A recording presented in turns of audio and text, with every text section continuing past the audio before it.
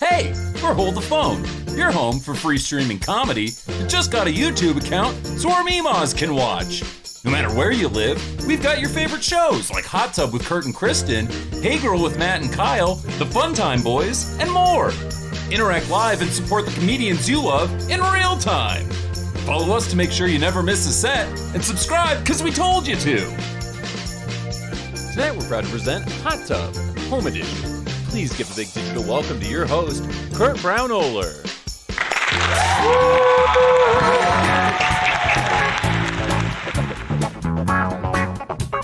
Ladies and gentlemen, welcome to Hot Tub! Oh man, did it blow out? Did I yell out enough that Zoom said too much? This is not business appropriate behavior. I love it when Zoom makes a call on who's being too loud and cuts the volume. Gentlemen and ladies and all in between, welcome to Hot Tub. We have an amazing show for you tonight. And we're on YouTube. We got off that Twitch train. We're boycotting Amazon. Alabama union vote. Go vote union. Vote union. All right.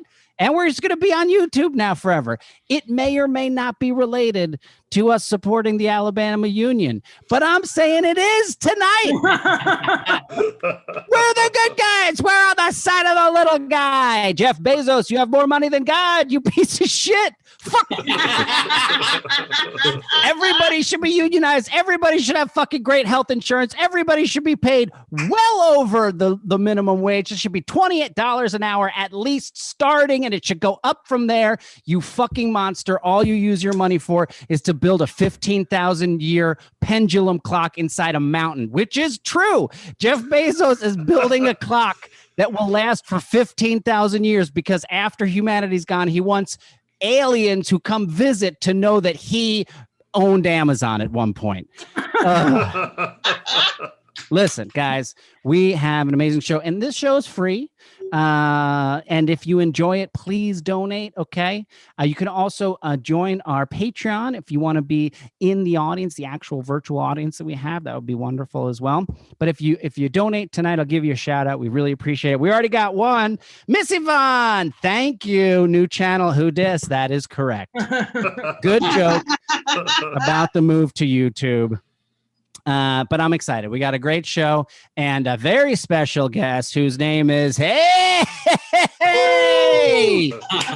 everybody. It's me, Ratty the Pandemic Rat. Hey, it's a good time to be a rat. Hey, Ratty, how you been? What's been going on? Oh, I've just gotten a little new job. Oh, really? Yeah, I'm the social media manager for Burger King UK now. Oh, really? Oh, I think Burger King UK got into some trouble today. I call it business. I call it attention. Okay. I'm pretty sure I know what happened here. Burger King UK tweeted early in the morning, women belong in kitchens, women belong in the kitchen, and then waited a couple minutes before then tweeting only 20% of professional chefs in UK kitchens are women, and to help change that, we're awarding 100,000 pounds in culinary sponsorships. Which is the funniest way to do that and the dumbest way to do that. Hey, buddy. Hey, it's not dumb if people listen. When's the last time you thought of Burger King UK? Good point.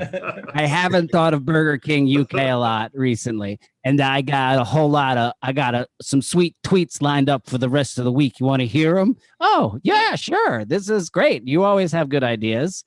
So tomorrow, first thing in the morning, first tweet, white power. And then I'm going to wait a few minutes. And then we got 50% off all vanilla shakes through April 1st. Yum! All right. We'll see how that goes. And then I got one coming out on Wednesday. First tweet, first thing in the morning. All children should eat shit. And then we'll wait a few minutes. And then tweet, we're giving away free brownies and all our Happy Meals this week. That's not I don't know if that one even works. It works, pal. You watch them. We'll have some articles in Bloomberg News by 4 o'clock. I'm telling you. Then we got 8 a.m. God made Adam and Steve. Not God made Adam and Steve. Wait a few minutes. Whatever your name, come on down to BK, because the BK broiler is back, baby. All right, get out of here, Ratty. It's a good time to be a Ratta. Folks, I'm so excited about this show. I'm just going to get the fucking show started. Are you guys ready for your first act of the evening? Yay. I'm so excited that she's here. She's absolutely hilarious. Please put your hands together for the fantastic and wonderful Megan Dirty.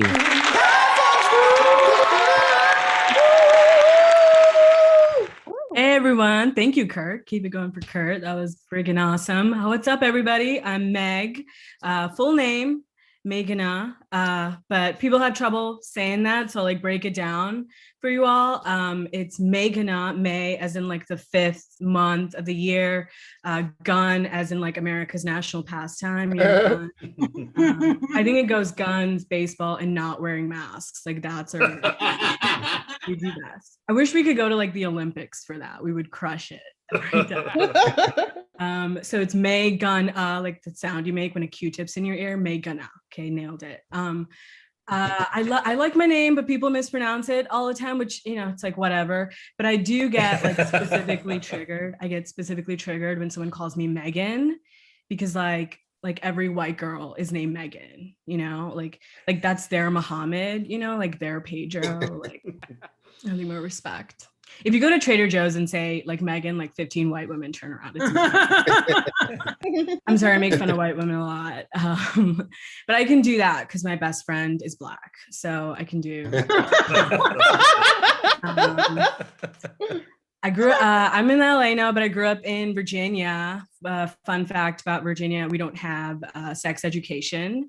We barely have education. Okay. Like we're trying to get math on the menu. Like we're like, hey, we think this is important, maybe. The senator's like, maybe, we don't know. Yeah, no, it was rough. Like growing up, I didn't like know a lot about like sex or reproductive health. Like I thought menopause was a Pokemon, you know, like I know. And I was an awkward kid, you know, like I had like all this hair and my mom wouldn't let me like shave any of it. So I had to go to like my first school dance with like a light mustache, which is so hot. Okay, so hot. And by light mustache, I mean I look like Jack Black from Nacho Libre. Okay, it's like Ron Burgundy. Look like the guy in the KFC bucket. It's hard to get laid when you look like a colonel. You know, it's not fun. So. And I was in middle school, so like my date couldn't even grow a stash. You know, he was like, "You got any tips?" Like, I was like, "Yes, be brown." Okay. It wasn't all bad though, because I did go to Indian second base with him, which is just like a high five. You know? First base is eye contact. Third base is marriage. Okay.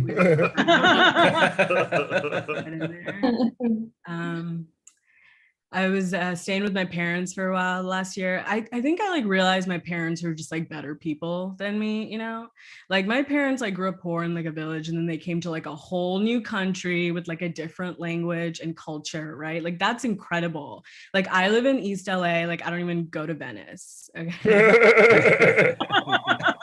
I'm like, that's like too far. Like the people are different there. Like I don't understand the customs, you know? Last year I gave my parents like the worst Christmas present. I took them camping. I took my immigrant parents who grew up in a village camping. I was like, let's go sleep on the ground with no running water and electricity. They're like, Meg, this is how we grew up. We're paying for this. What? Like if my parents wanted to get bit by mosquitoes, they don't need a Groupon to do it, you know, like terrible idea. I was like, you know what would be a good present if I took my parents back to the past they escaped from? Like that'd be fun.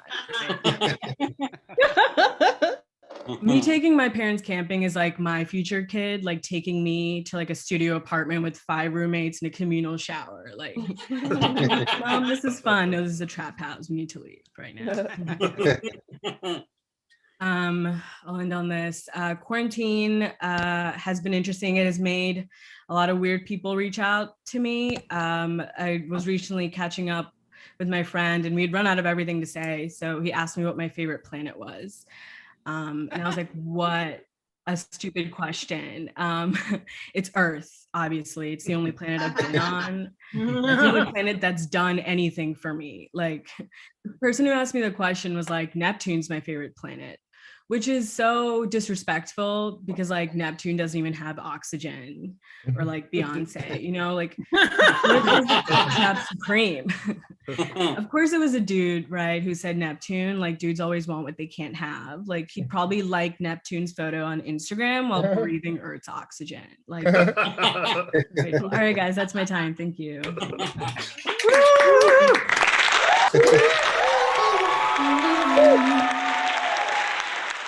Megan and Dirty, ladies and gentlemen. Woohoo! Kicking off the show hot. This is a hot ticket in town tonight, and the town's the internet. So we're everywhere, folks. This is the best ticket in the world. This is Hot Tub. I do want to thank a few people who sent some tunes. I want to say tunes, coins. Sent some coins our way. Mike Hawkburns. Mike, thank you. Oh, you got me again, Mike. Sometimes it's my crotch and sometimes it's my cockburns, and you got me again. And he only donated $1, so I should have known it was there to trick me. Sacred Pine Tree, thank you as always for Ratty. I believe that and I appreciate it. Mandy Zhu, thank you so much. Guys, let's get this show. Let's just keep it happening. I think I had a stroke. All right. Are you guys ready for your next act of the evening here on Hot Tub, the show on the internet, live? Ladies and gentlemen, I'm so excited. She's absolutely fantastic. Please put your hands together and welcome the wonderful Veronica Kitkowski.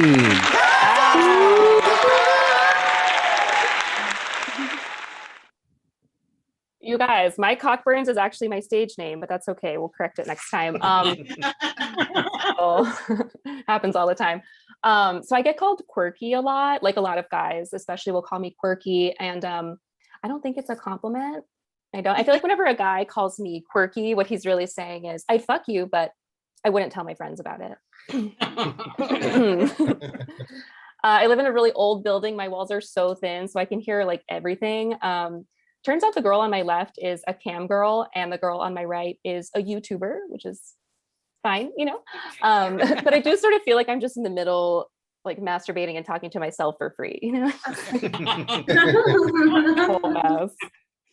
I have been masturbating quite a lot lately. That's like all I've been doing. I've been masturbating so much that there's just like nothing down there anymore. It's just like total Barbie doll crotch, you know, just like boop, nothing. It's like mess. I can't even pee. I haven't peed in months. I'm not doing well. Disaster. I recently got diagnosed with high testosterone. Thank you. Hold the applause. It's been a gift, honestly, because my favorite thing to do now is just like find ways to like bring it up in conversation to get attention, you know? Like the other day, it's so fun. The other day, my friend was like, hey, do you want to hang out this weekend? And I was like, I can't. She was like, okay, like, do you want to hang out next weekend? I was like, I can't. She was like, okay, like, why? And I was like, you don't understand. Saturdays are for the boys. We have not spoken since. My new favorite activity since this diagnosis is I just hang out in parking lots, and then whenever a woman like successfully pulls her car into a spot, I pop out and go, good job. It's a lot of work. It's a lot of work. My testosterone is so high, I had to literally pause an episode of the Joe Rogan podcast just to be here. So you're welcome. Yeah, my balls ache for him. Okay. Another exciting life update. I am finally in a relationship for the first time in my life. It's really crazy. I was single for 27 years before me and my girlfriend got together, and we finally got together over the summer. And it hurts, actually. It hurts because all it says to me is that for 27 years, the world was open. We were free. We were happy. We were living. And no one wanted to date me at all. And then, as soon as the entire globe shut down and everyone quite literally lost all their options, finally, I got one person to bite. It's just fun. And every time I look at her, it's like this constant reminder that I needed a literal plague to make myself dateable. Which is okay. Things are great. One thing I've noticed dating my girlfriend is that whenever like her friends or family see me or they meet me or whatever, they always kind of say the same thing. They always go, "Oh, wow, she doesn't look like she would date women. She looks so normal." And I hear that a lot. They always say she looks so normal. And it's like, what does that mean? I mean, I know what it means, but it bothers me because I feel like you don't have to look like Ellen to appreciate a good set of tits, in one's mouth. I will say, I feel like 2020 kind of made me like way gayer, which I wasn't expecting, because before 2020, I definitely hooked up with men and women pretty evenly. It was like a 50-50 split, And then as soon as the stakes became life or death, I was like, oh. Am I really prepared to die for dick? That's a clear no. Oh my God. That is the biggest no I've ever said in my life. No.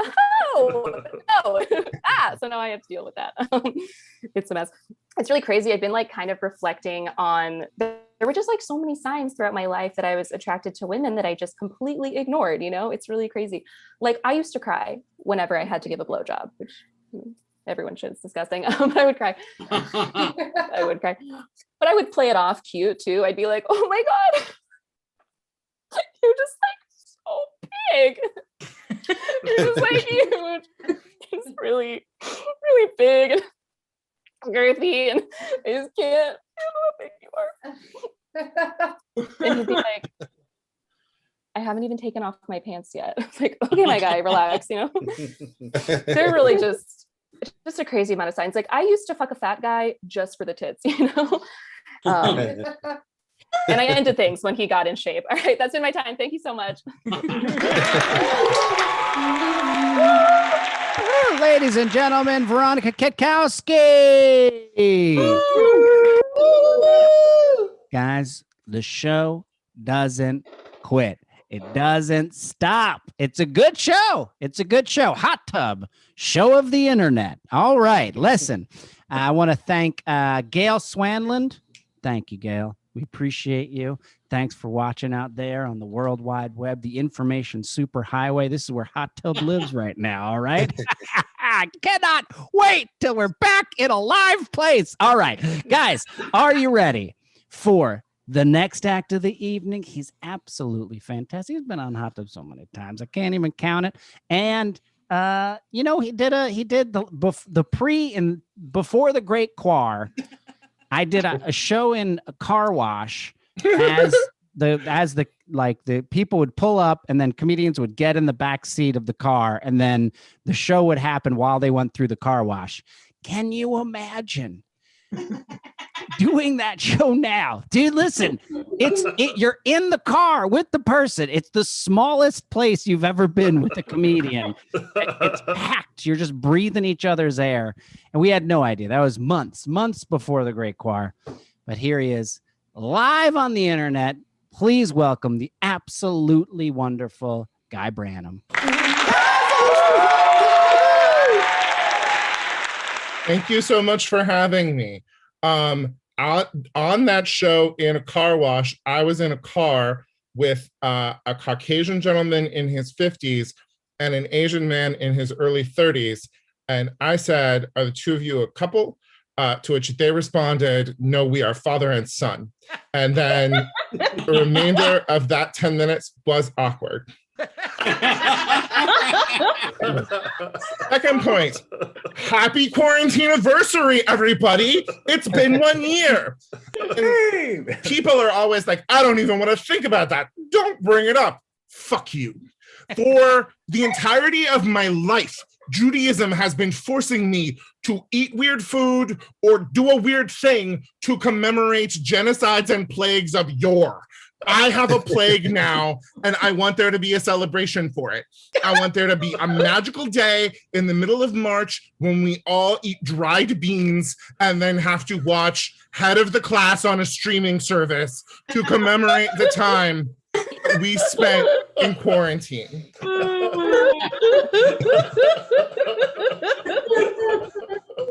Veronica used to date a fat guy for the tits. Used to fuck a fat guy for the tits. I fuck as a fat guy for the situation of my existence because of the necessities of my body. It's the body that I have to fuck with, so I just go with it. Veronica was talking about how it is not fun to suck a dick.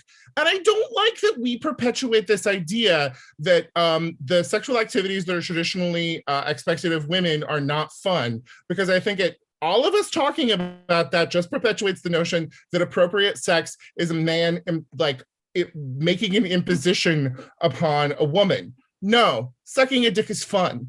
There came a point in my life when I was like, oh, guys will suck your dick and you don't have to suck it back. And for like 9 long months, I didn't. And then I was like, you want to know what I have a hankering for? And I realized I wasn't sucking a dick for anyone but myself, because it is tasty and fun. And when they come in your throat, you're like, I did that.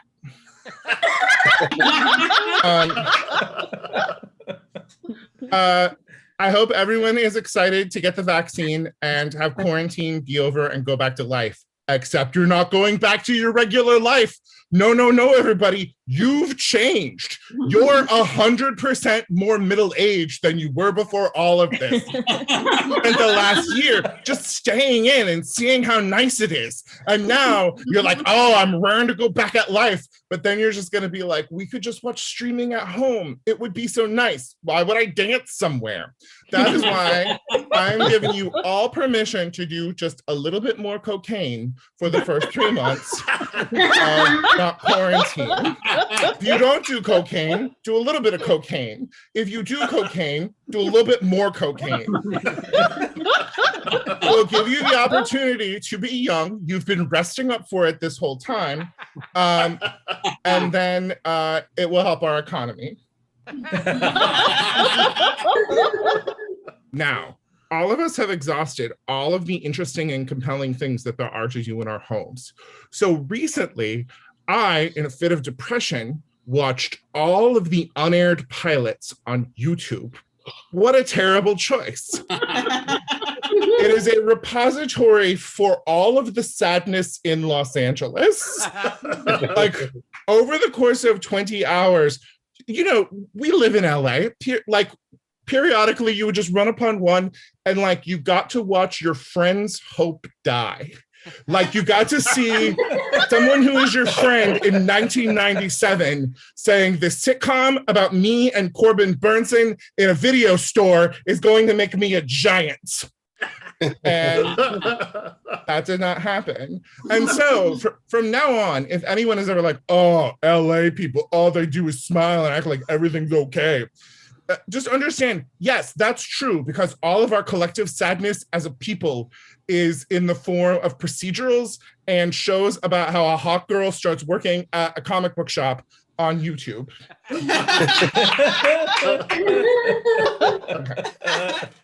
I had a very long bit about how there are no gay Gen Xers, because all gay, Steven Zahn played all of the gay Gen Xers. There are no actual gay men who are Gen Xers. We all just waited for there to be Clueless, and we're like, I'm that. Let me be that. But I have gotten the light, so it is important that I say, another comedian on this show has an iconic and epic bit about brunch, and I would never attempt to occupy that space as she does. But I would like to say, I hate people who say that they don't like brunch. I hate people who say that they don't like brunch. And it's always like a straight guy who thinks like he's doing something important by saying that he doesn't like brunch. And here's the thing. Breakfast is a perfunctory satisfaction of a physical need. like heterosexual sex. It is just like, oh, there is this imperative that is required of life. Let me do it. Brunch is a decadent, boundless exploration of the arts for their own sake, like gay sex. It is saying, I am doing this thing not because I need it, but because it is magnificent. And every time somebody says that they don't like brunch, I'm just like, oh, do you think your Spartan rejection of beauty is noble? Like, do you think that just the world continuing to exist is enough? Do not we need culture? Do not we need science? Do not we need an Eggs Benedict where instead of an English muffin, it is in fact a crab cake? Thank you very much. Good evening. I'm Deb Random.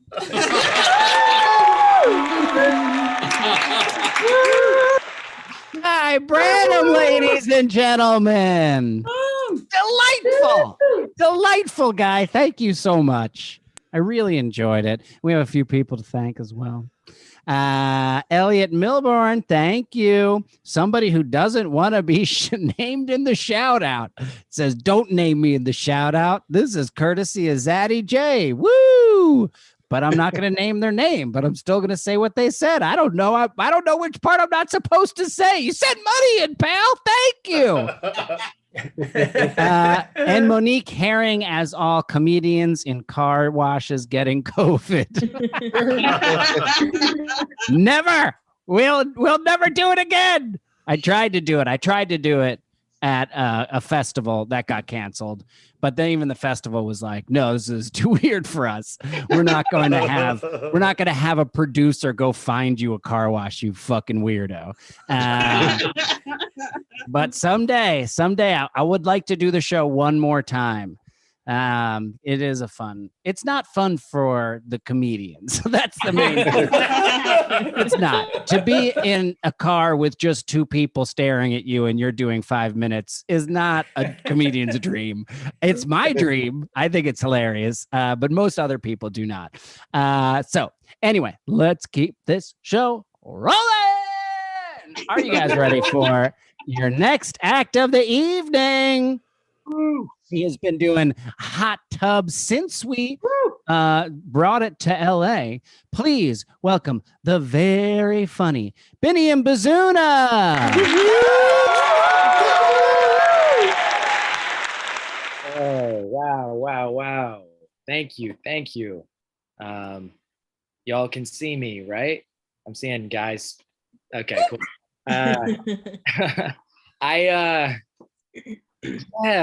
Yeah, I actually have been enjoying having time to just do stuff that I have not done before. Like I never really worked out before or even thought about it, but I started to go to a trainer over quarantine, and he was like, what are your workout goals? What are you trying to accomplish?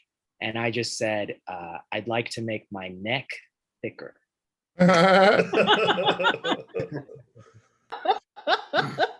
Would like the circumference to be more than it is.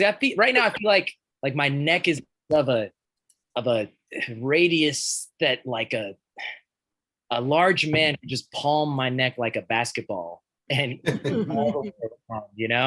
and I was like, if someone wants to kill me, they have to use two hands. That's what I'm going for. And I'm enjoying like not driving as much. I never like when you don't drive at all and then you have to drive for something, you just realize how insane it is. Like driving in LA on the highway, especially, it just feels like Mario Kart with consequences. I just always feel like I'm about to die. Like it's like right around the corner, and no mushrooms, no restarts. It's just we shouldn't be allowed to do it. It should be outlawed. I think we should normalize running, and not like running for like exercise, but just transit running. No one likes this. No one. You guys don't even know what I mean. I'm talking about like I should be able to run from my car that's parked really far away to my apartment in normal clothes, and that should be okay. I want to normalize that because I don't like transit. I don't like walking outside. Why can't I just, like, if I'm at the Grove and I get what I need from fucking wherever, like I buy a moisturizer from Sephora. Let's say I'm in there, and I want to get back to my car. I should be able to run all the way there, and it shouldn't be weird. I do that now, and someone tackles me and thinks I'm a terrorist or something. But it's like I should be able to do that. Because I run a lot for exercise too, and that's why I thought about it. Because, like, you know, I ran all through high school and college. So my brain is just like addicted to the chemicals you need, so I just have to do it. And when I run, I usually wear like short shorts and sometimes no shirt. You know, I just like get out there. I'm just being free. And my roommates, they're always like, "Well, why are you out here naked? Why are you out here in these Daisy Dukes?" And I always have to explain to them, I'm like, we live in Silver Lake. If I'm going to go running outside, I have to make it clear I'm exercising. Right? And sometimes I just hold an American flag on top of my head. Finish the race. You know, just doing a victory lap, you know, it's just, you know, not a lot of black men running outdoors on Sunset outside, like Nature Well. You don't see too many. You know, you were talking about Judaism, Guy, and it got me thinking, like, you know, my parents raised me on Christianity, and I never and I believed it up until I got to a certain age. But it's weird how there are certain things where we just like keep on believing them, but other things we tell kids it's fake. Like, why do people keep believing in religion, but we stop believing in Santa Claus? That's weird to me. I would love it if someone was giving like an acceptance speech and they were just like, "I got to give it up to the big man up north," you know?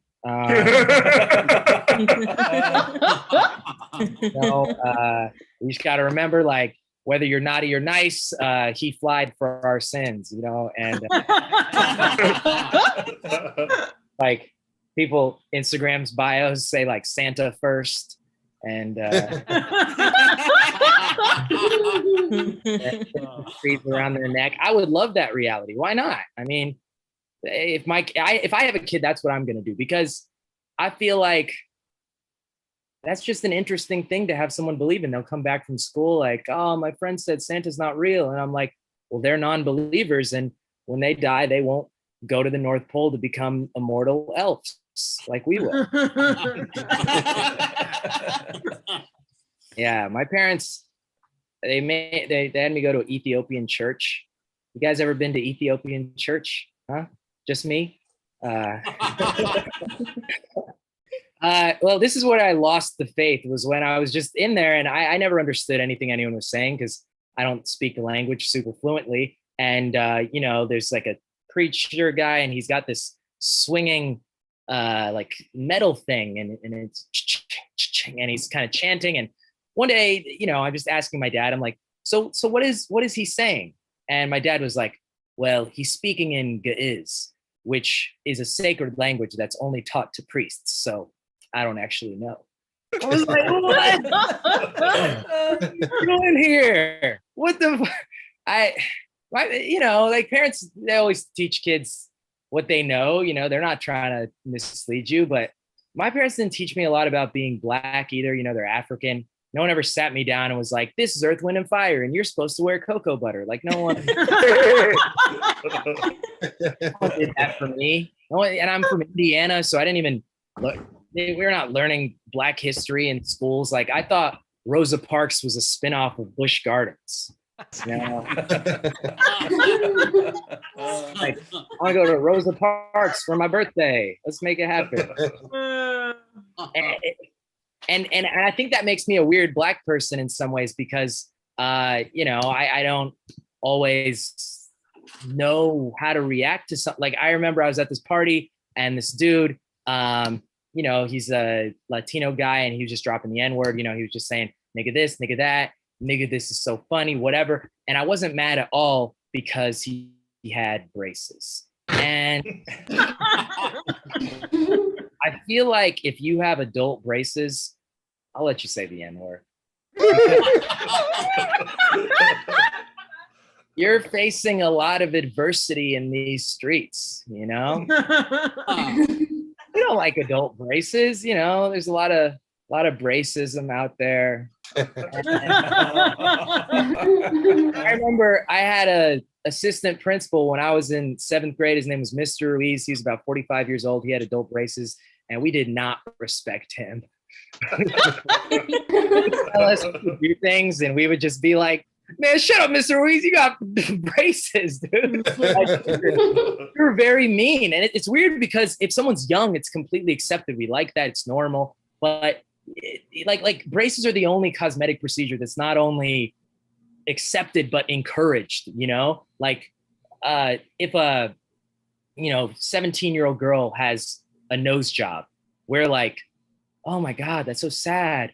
Why doesn't she like the way God made her? Why doesn't she accept herself? 17-year-old girl gets braces. We're like, why didn't she get them sooner?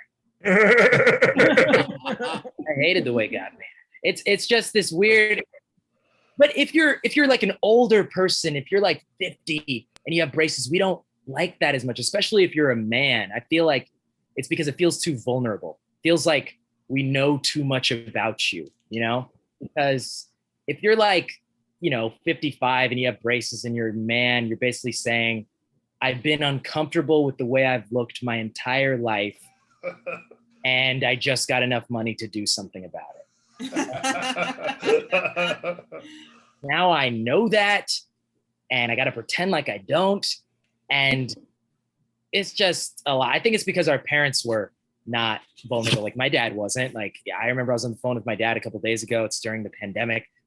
Things are weird. I say to something I never say. I'm like, hey, I love you. He's like, thank you.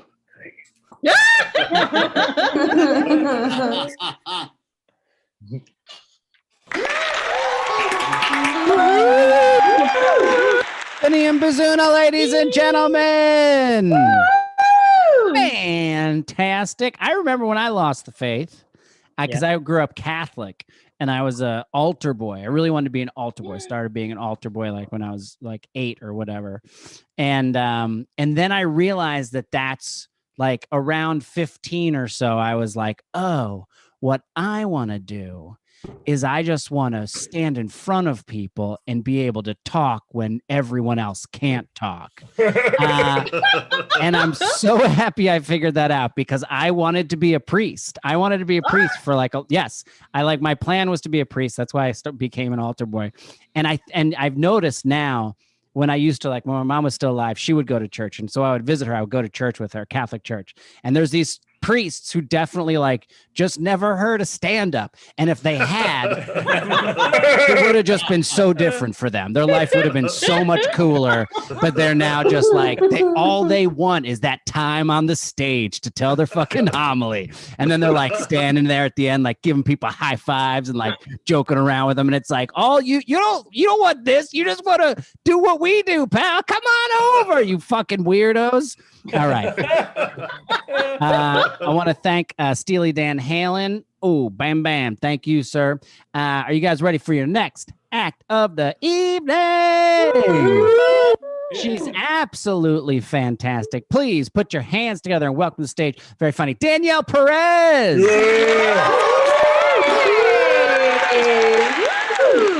Oh my God. I was Catholic growing up. I was an altar girl. I would lead everyone in song. I was a cantor until my nana said women don't belong in front of men.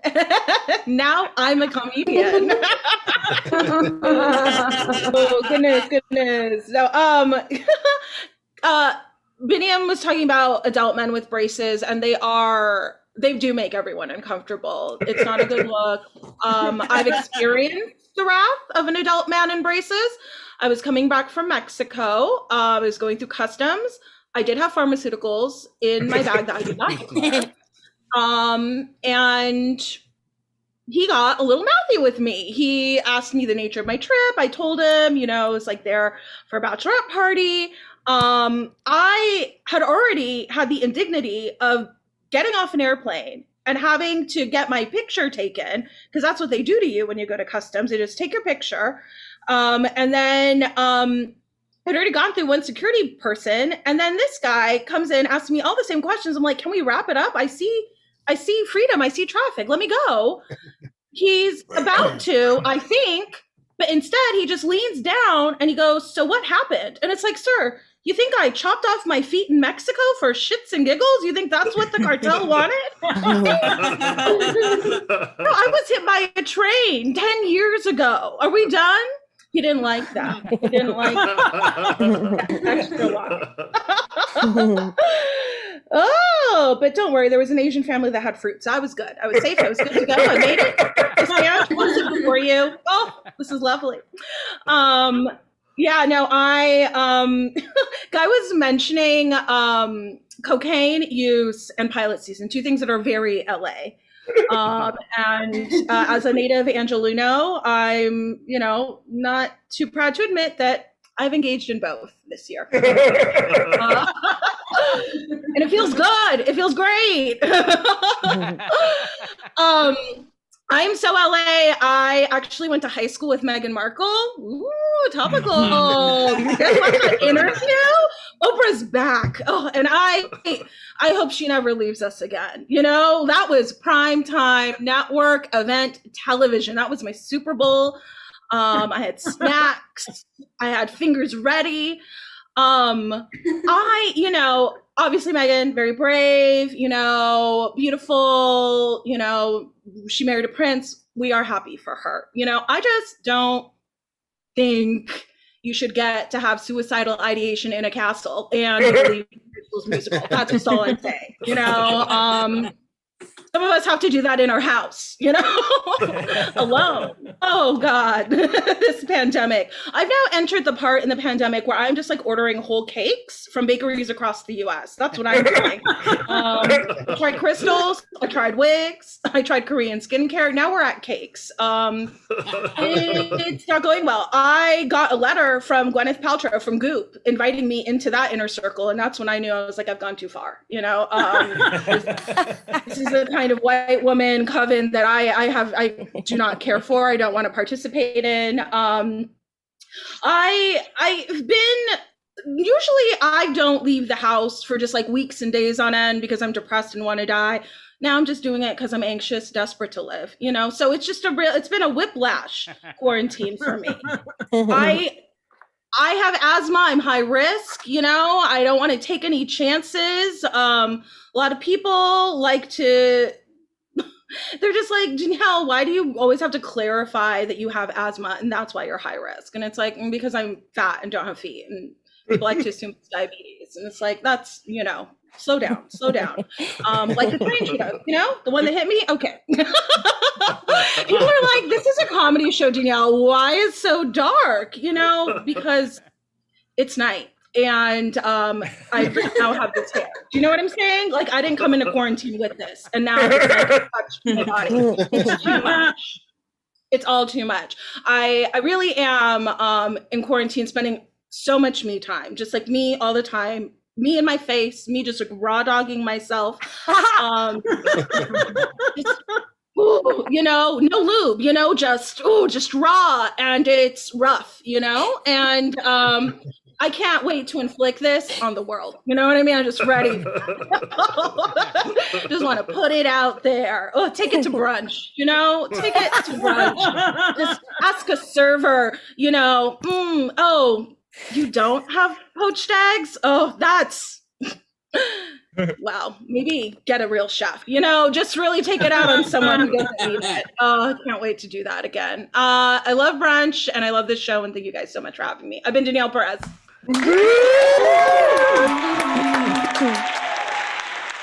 Danielle Perez, ladies and gentlemen.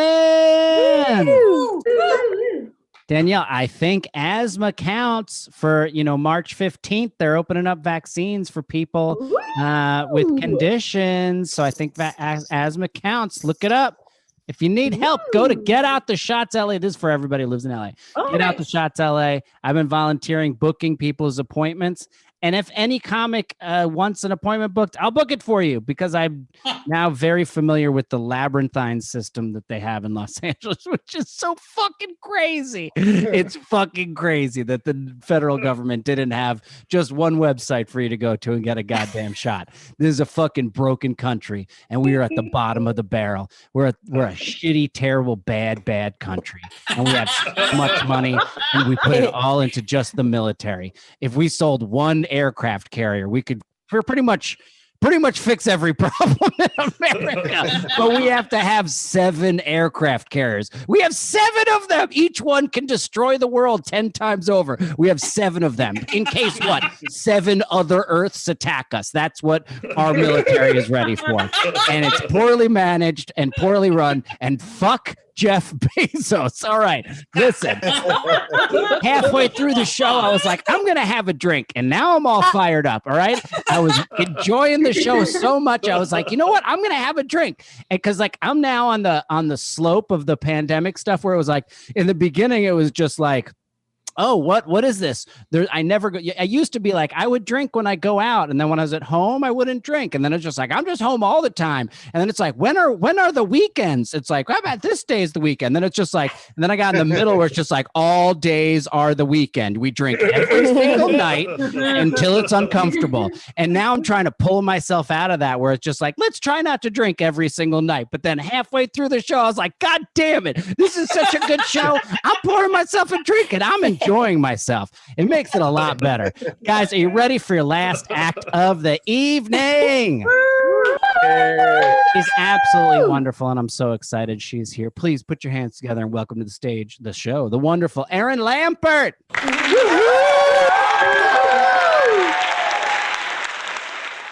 Thank you. Thank you so much for having me. Oh my gosh, it's great to be here. It's great to have anywhere to be. It feels good. I put makeup on because I was tired of looking at my own face. As Danielle said, just raw dogging that face. You got to switch it up. Put some makeup on sometimes, get your bangs trimmed every once in a while. I got a couple of haircuts in Quar. I definitely felt guilty about it, but were they worth it? Yes. Yes, I stand by that. I do stand by that. I was also raised Catholic. And oh my gosh, my parents, super religious. And, I wasn't going to talk about this, but at the, a lot of people are losing family members, friends. At the beginning of all this, a lot of myself and friends, we all lost a buddy to suicide. And I texted my super religious mom. It's so controversial in that world. And I just texted my really religious mom that my friend had died by suicide. And she asked me for his name for her prayer circle. So I told her it's Dick. And the thing is, I always called him Richard. I just wanted to have her say the word Dick to God. And she did. She did.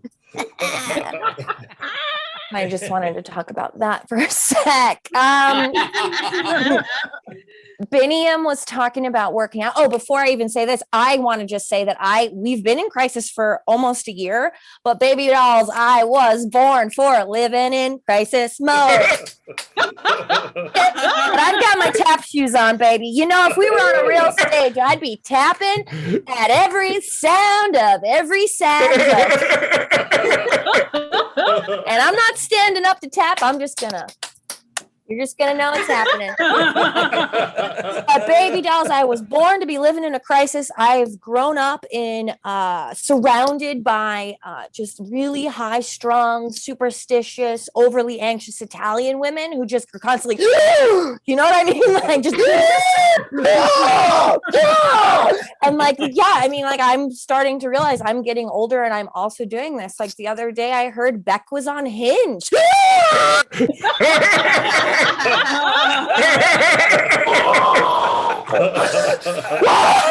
was bad enough to learn he was a Scientologist. Pretty sure he's out of that. Also divorced. But point is, he cannot be in a good place right now. Moving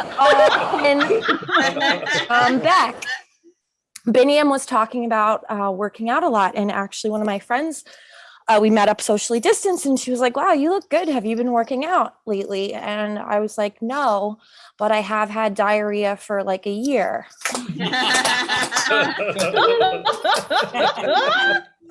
So I've been telling that joke for 2 years. And I've been saying 2 years for 3 years.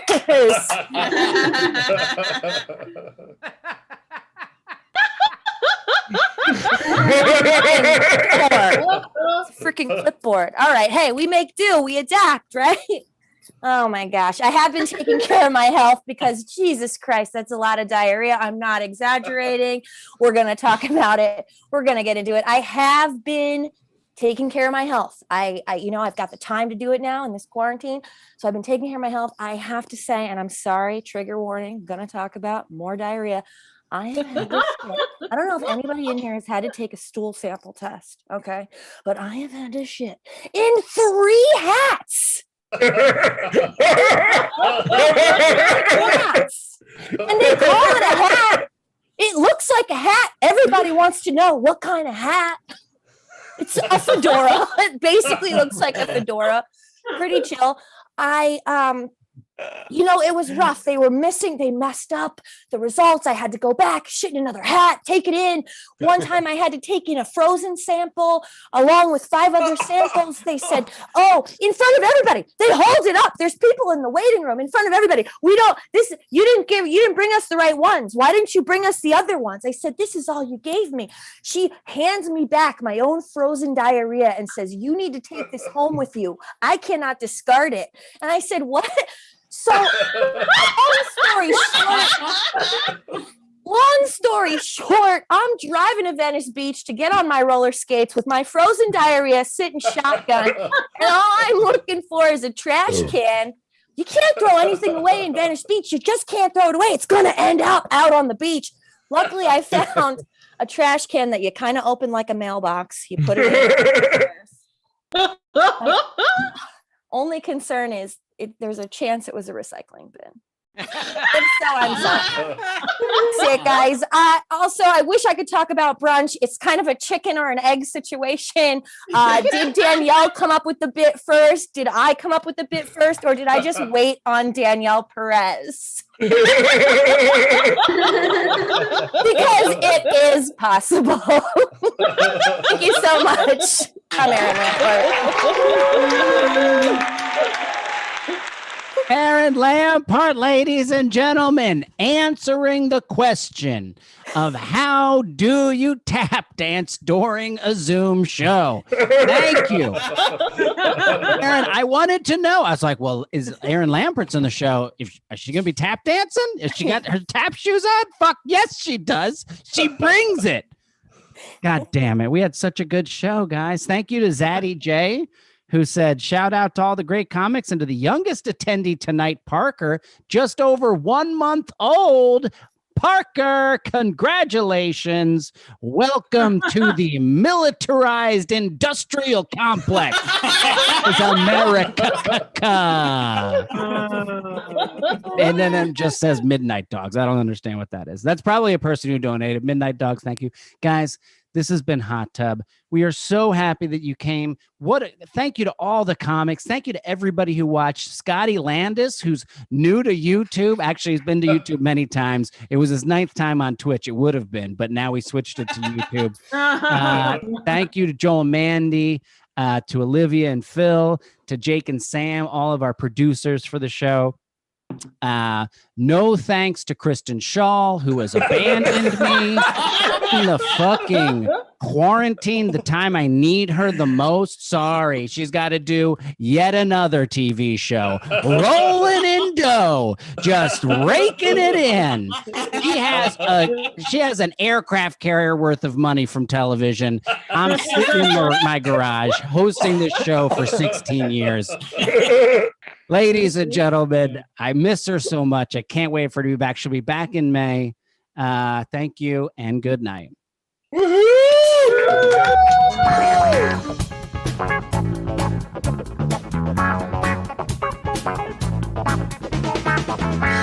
Son of a martyr, son of a father. You can look inside you. You can look inside me. Shut.